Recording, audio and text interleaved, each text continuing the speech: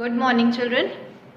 Children, yesterday we completed the portion accounting equation, that what accounting equation is, what is the need of studying accounting equation, what is the concept behind accounting equation, how an accounting equation is always equal. I had given you the explanation for each and every transaction, that certain transactions affect only one side, certain transactions affect both the sides.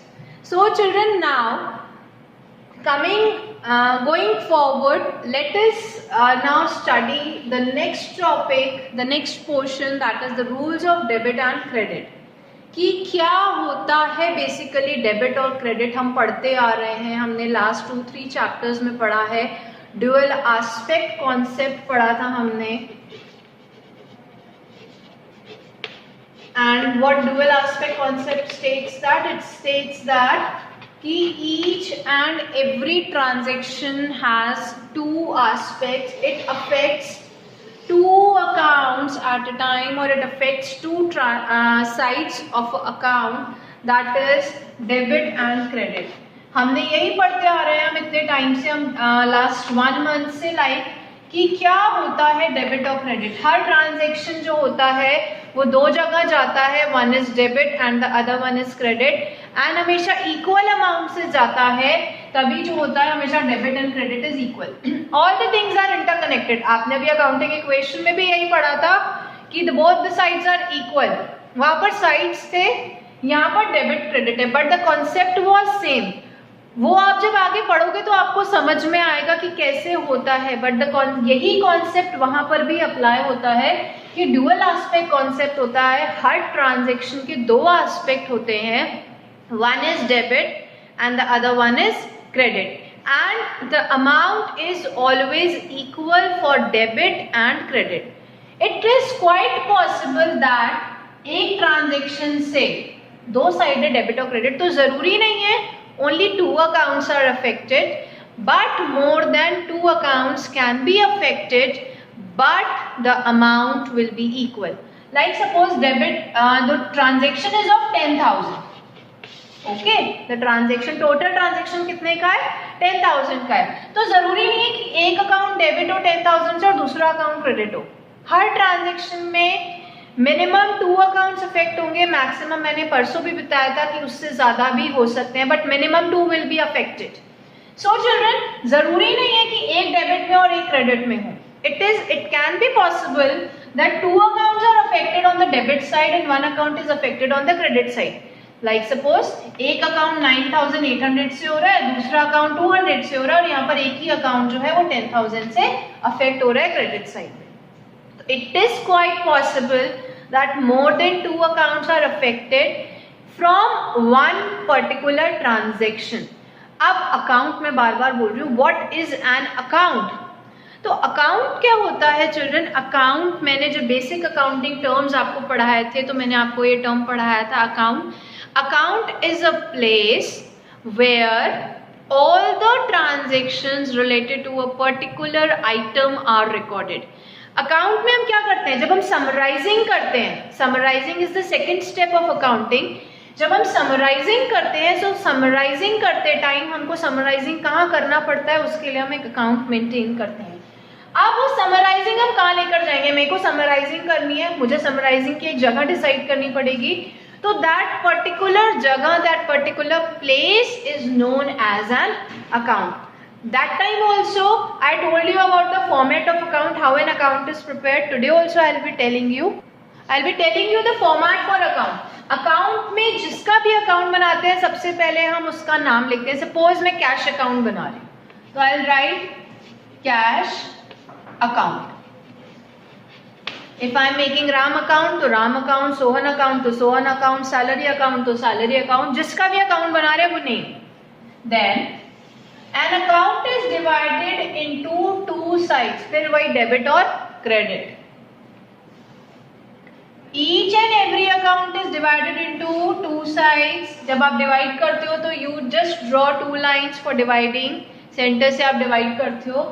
Then the number of columns on both the sides are equal. The number 1 column is date, particulars,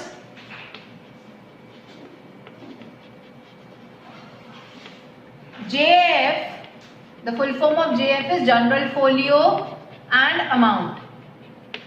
Same columns are made on the right hand side also. Date, particulars, JF, amount.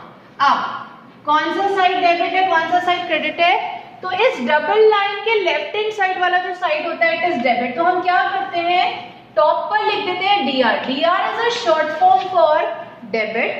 And जो right hand side होता है वहां पर हम top पर लिख देते हैं CR. CR is the short form for credit.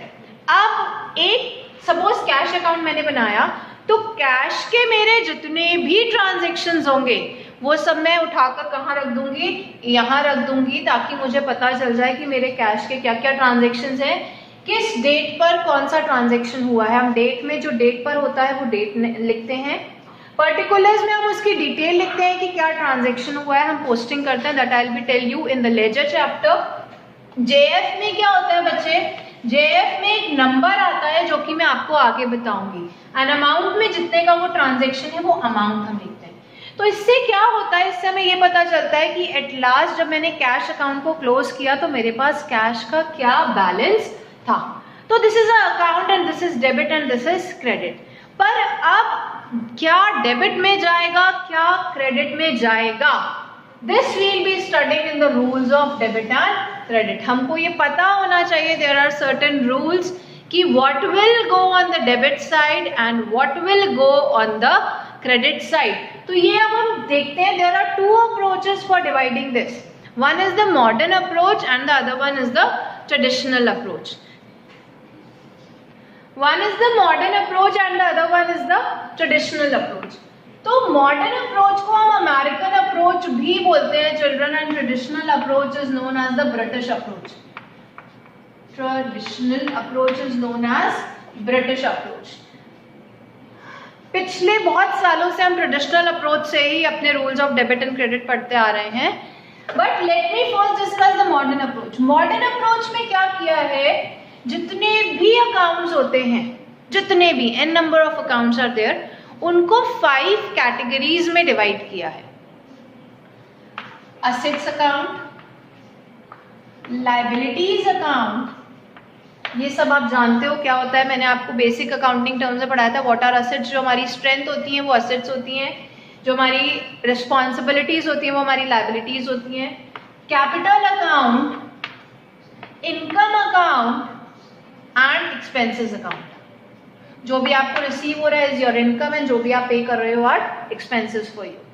तो द होल कह सकते हैं web of accounts is divided into these 5 categories: assets, liabilities, capital, income and expenditure. अब बहुत सिंपल रूल है children. As per modern approach आपको बस ये ध्यान रखना है कि इंक्रीज और डिक्रीज. ओके, बस ये ध्यान रखिएगा, इंक्रीज एंड डिक्रीज. अगर कोई असेट इंक्रीज होती है, if any asset increases it will go on the debit side. उसके डेबिट में हम उसको लिखते हैं. Means increase of asset is always recorded on debit and जो डिक्रीज होगा वो हमेशा उसका ऑपोजिट होगा. हर के केस में decrease of an asset is recorded on the credit. Increase of asset on debit, decrease of asset on credit. Liabilities में it's just opposite. Increase of liability on credit and decrease of liability on debit.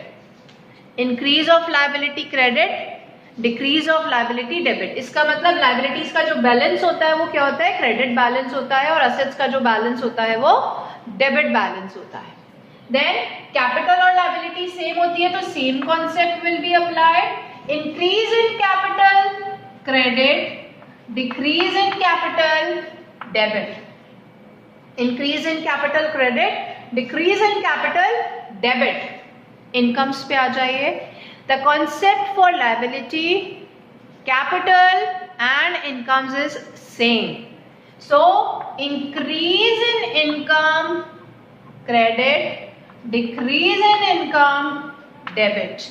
Expenses में incomes का opposite, increase in expenses, debit, decrease in expenses, credit. ये याद करिएगा, ये याद रखेंगे तो आपको पता चल जाएगा, ताकि आप जब फ्यूचर में जनरल एंट्रीज करोगे जहां से आपका बेसिकली प्रैक्टिकल पोर्शन स्टार्ट होता है, वहां पर ये आपको रूल्स हेल्प करेंगे. तो this is the modern approach of accounting, जिसमें हम क्या देखते हैं कि 5 कैटेगरीज में हमने अपने सारे वेब ऑफ अकाउंट्स को डिवाइड कर लिया है. The 5 categories are the assets, liabilities, capital, income and expenditures. इसमें हमने रूल्स लगाए हैं फॉर डेबिट एंड क्रेडिट. क्या डेबिट होता है, क्या क्रेडिट होता है स्टूडेंट. तो in case of assets increase debit होता है, डिक्रीज क्रेडिट होता है. In case of liabilities, increase credit, decrease debit. In case of capital, the concept is same, increase credit, decrease debit. In case of incomes, the concept is same, increase credit, decrease debit. And in the case of expenses, the concept is just opposite. It is just like assets, increase debit and decrease credit. So this is the modern approach for debiting and crediting the accounts. Now, let us come to the traditional approach.